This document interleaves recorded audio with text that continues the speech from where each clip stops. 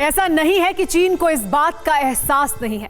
Jinping भी जानते हैं कि एलएसी पर उनके शागिर्दों की एक हिमाकत माओ के मुल्क का इतिहास ही नहीं भूगोल तक बदल देगी। रणनीति कहती है कि दुश्मन को कभी कम नहीं आंकना चाहिए। चीन को भी कम करके नहीं आंका जा रहा, लेकिन चीन की उन साजिशों का क्या करें जो हर बीतते दिन के साथ नया ठिकाना तलाश लेती हैं। 45 साल बाद सरहद पर गोली क्यों चली, एलएसी पर क्यों 100 से ज्यादा राउंड फायरिंग हुई, जानना चाहते हैं तो चीन के पाप के एक एक दस्तावेज को सामने रखती ये रिपोर्ट देखिए।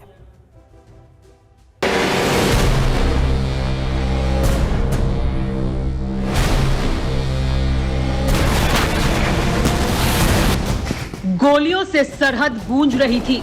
हमारे जवानों की बंदूकों से बरसता बारूद चीनियों का सीना सुलगा रहा था। एक मैगजीन खाली होती तो दूसरी लोड कर ली जाती। चीनियों के सिर पर साक्षात मौत नाच रही थी। ऐसा ही तो हुआ था 7 सितंबर की शाम के धुंधलके में, जब चीनी सुर्ख नीले आब वाली पेंगोंग झील के किनारे अपनी काली करतूत को अंजाम देने आए थे। जब 45 साल बाद एलएसी पर गोलियां चली थी।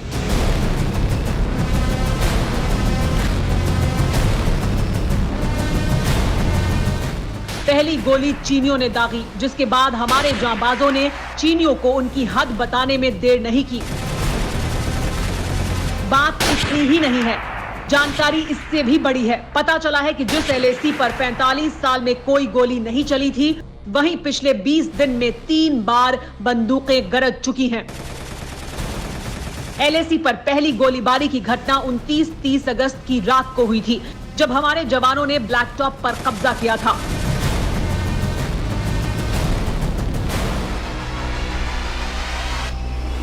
दूसरी बार गोलीबारी 7 सितंबर को हुई, जब चीनी चांडालों ने मुख्तारी हाइट पर कब्जे की साजिश की थी। और तीसरी बार चीनी उस वक्त भी बाज नहीं आए, जब 10 सितंबर को मॉस्को में हमारे और चीन के विदेश मंत्रियों की बात हो रही थी। मॉस्को में मसले का हल बातचीत से सुलझाने के लिए हमारे और चीन के विदेश मंत्रियों की बैठक हुई थी। इसमें डिसएंगेजमेंट समेत 5 पॉइंट्स पर सहमति बनी थी। लेकिन क्या चीन वाकई ऐसा कर रहा है? रक्षा मंत्री से सुनिए। चीन ने बड़े पैमाने पर इंफ्रास्ट्रक्चर एक्टिविटी शुरू की है, जिनसे बॉर्डर एरिया में उनकी डिप्लॉयमेंट क्षमता भी बढ़ी है। इसके जवाब में हमारी सरकार ने भी बॉर्डर इंफ्रास्ट्रक्चर के विकास के लिए अपना काफी बजट बढ़ाया है। भरोसा करें चीन पर, कैसे करें, क्यों करें? माओ के वारिसों ने भरोसे को तो कब का वेंटिलेटर पर डाला हुआ है। इसीलिए हर दिन चीनियों की नई पैंतरेबाजी सामने आ रही है। चीन ने गोला बारूद ही जमा नहीं किया है, अपने बुजदिलों की ब्रिगेड की भी तैनाती बढ़ा दी है।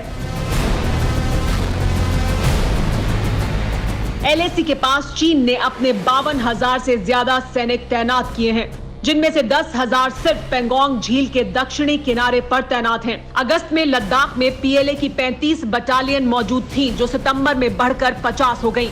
हर बटालियन में 1,000 से 1,200 के बीच जवान होते हैं।